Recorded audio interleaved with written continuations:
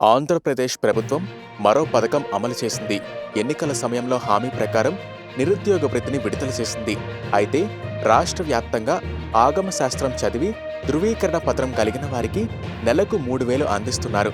ఈ మేరకు రాష్ట్ర వ్యాప్తంగా మొత్తం 599 మందికి నెలకు 3,000 చొప్పున నిరుద్యోగ వృత్తి అనగా సంభావనని ప్రభుత్వం విడుదల చేసింది. వీరికి జనవరి, ఫిబ్రవరి అలాగే మార్చి నెలలకు గాను మొత్తం 53.91 లక్షలు ఈ నిరుద్యోగ వృత్తి పథకం లబ్ధిదారుల బ్యాంకు ఖాతాల్లో జమ చేసినట్లు దేవాదాయ శాఖ మంత్రి ఆనం వెంకట నారాయణరెడ్డి తెలిపారు.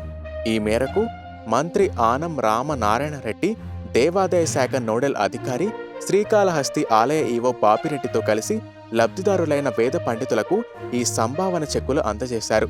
రాష్ట్రంలో సనాతన ధర్మం, హైందవ సంస్కృతి, ఆగమ శాస్త్రాలను గౌరవిస్తూ ఆలయాల పవిత్రతను కాపాడటమే లక్ష్యంగా దేవాదాయ శాఖలో సంస్కరణలు చేపట్టినట్లు మంత్రి ఆనం తెలిపారు. రాష్ట్ర వ్యాప్తంగా వేదాధ్యయనం పూర్తి చేసి ఉపాధి కోసం ఎదురుచూస్తున్న వేద పండితులకు నిరుద్యోగ భృతి చెల్లించాలని ప్రభుత్వం గతంలోనే నిర్ణయం తీసుకుంది.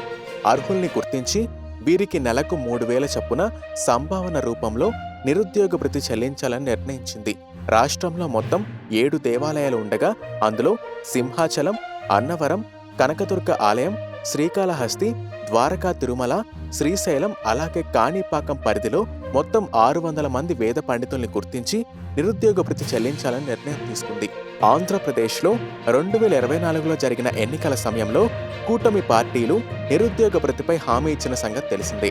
రాష్ట్రంలో నిరుద్యోగులందరికీ ఉద్యోగాల కల్పనతో పాటు ఉద్యోగం వచ్చేంత వరకు నిరుద్యోగ భృతి అందిస్తామని ప్రకటించింది. ఈ మేరకు నెలకు ఒక్కొక్కరికి 3,000 భృతి అందిస్తామన్నారు.